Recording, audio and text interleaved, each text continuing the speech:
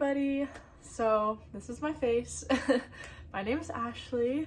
I am the face behind my Instagram account, Ashley's Arts, and this YouTube channel. Today I wanted to talk a little bit about my digital art journey because I've gotten a lot of questions on it and wanted to answer a few of them. So some of the topics we're going to be going over today is how I got started back in 2020, what I'm using today for digital art, some of my favorite pieces that I've done. So I hope you guys enjoy this video. So to give you a little bit more background on me as an artist, I started drawing when I was really little. I actually will put up a photo of one of the first drawings I can find. But during recess, I had this pink notebook and I would just doodle in it. And so I have just random little doodles. Like I'll pull up a landscape one that I could find. Sometimes I did people, even though I've grown up a lot from that. Let's find the very first one in here. I actually have a little river and some trees, and there's a fish in the river. Look at this. This one. I don't know what that is. So you could say I was an artist all the way back in 2011. That's when this book was dated, and I really started getting into drawing then. That's all I would do during recess. I was also pretty athletic, so I would do that and draw. Like, both of them were always super fun to me. So I knew in high school I wanted to do something artistic, but I wanted to kind of go a little bit more into the digital realm because I knew that graphic design could maybe possibly be a job opportunity for me. So I wanted to take some classes to get my feet wet in graphic design and the programs. So in 2020, I took a graphic design class. We had our iPads that were provided for us from the school. I've since returned it back to the school, sadly. We didn't get to keep them, but it was still awesome being able to use them.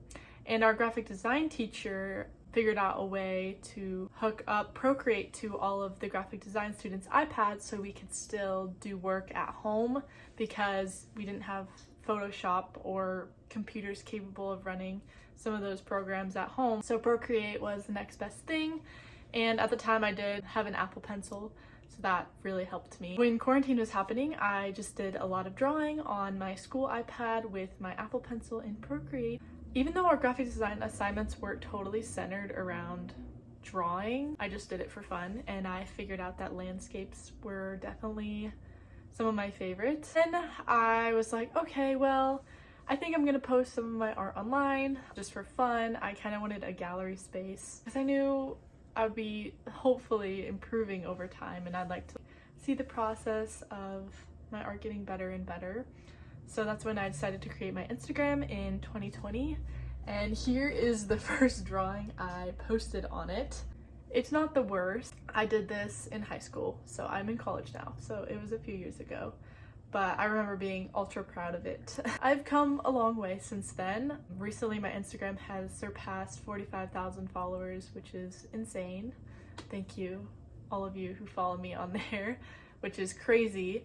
I think when I really started growing on Instagram was when I was posting tutorials on how to draw stuff like this one, photo tutorials, and reels. Reels kind of took off for me, some of them at least. The first reel that went viral on my Instagram was this screen swipe that I did. This photo that I found a reference on Pinterest, and I redrew it in my own style, and I did the screen swipe to my style drawing.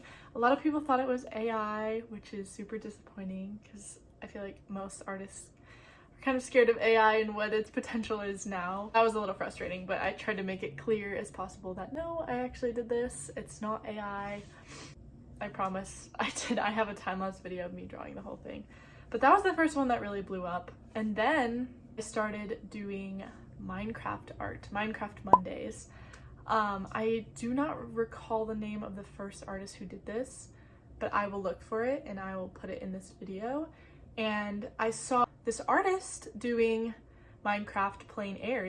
Plein air is basically painting outdoors in nature, and it was titled Minecraft plein air, even though it's in the video game and you're not actually physically going outdoors to paint.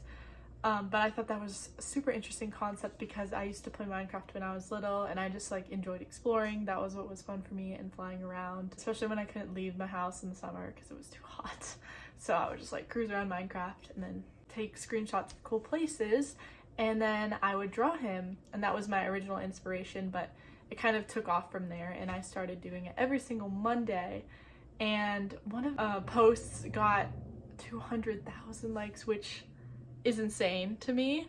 Like, I still can't fathom how many people that is, so I'm very grateful for that one that blew up. And it wasn't actually one of my best. I think it was just one of my earlier ones, which is crazy. So I do have some cool Minecraft stuff planned, which is why I haven't been able to complete Minecraft Mondays in a while. I promise there's more Minecraft content coming. That is a basic rundown of my digital art, like Instagram story, and then I started posting on YouTube because I got so many requests on how I drew in Procreate or anything about some of the really cool features that you use on Procreate for landscapes. So hopefully, if you've seen some of my videos on here, those have helped you. Still really love traditional art, and that is kind of where I started learning, and I think it'll always have a special place in my heart. I'm currently working on this really big painting. Move my camera so you can see it. Right here, it's my biggest painting besides a massive mural I did at my wall. Also in 2020 was a big year for me artistically. It's where I'm at today, but I'll still always love painting with acrylics. Kind of like 50-50 right now. I do digital art 50%, painting 50%, and then I like do my website stuff on top of it, so I'm like always working. Finally decided that I wanted to get a website to host all my art and to sell it in one place, because I was selling it on Etsy, but it's a little bit hard as an artist in general to get yourself out there online because the market is so oversaturated. You just have to find your very specific niche. So I wanted a website that I could have kind of my own specific niche, and it would be more designed by me. I liked Etsy a lot and I used it for a while, but I'm very happy to have my website up and running, and take advantage, if you're a college student, of using the 50% off discount. That's what I'm using right now. So I got it for relatively cheap. So if you're a student, please take advantage of all the student discounts you can get. Supplies that I use today, well, the only two supplies that I use today is my iPad 12.9 inch and the second generation Apple Pencil.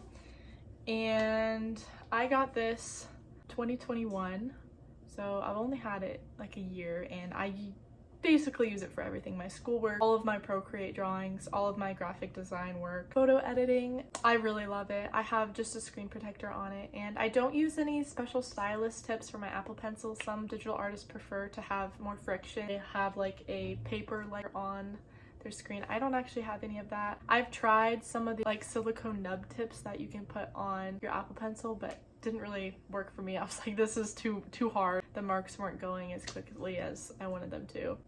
Yeah, that is a little bit about my art journey in digital art. Today I am still focusing on just landscapes. Occasionally I'll try to throw in a person in there that usually resembles me because I don't know how to draw anyone else, but I really struggle drawing people because I'm a perfectionist who has to get their face right, and if it's not right, then it makes me really sad. Landscapes are great because nature isn't perfect, but it's always beautiful. That's what I really enjoy about doing nature. So thank you so much. It was nice to meet all you guys face to face, and I hope you enjoyed this video. Please comment down below if you'd like any more informational videos or just like talks like this. I could go on about what life is like doing business in college and doing art and maintaining my schedule. So thank you all, and I will see you in my next video.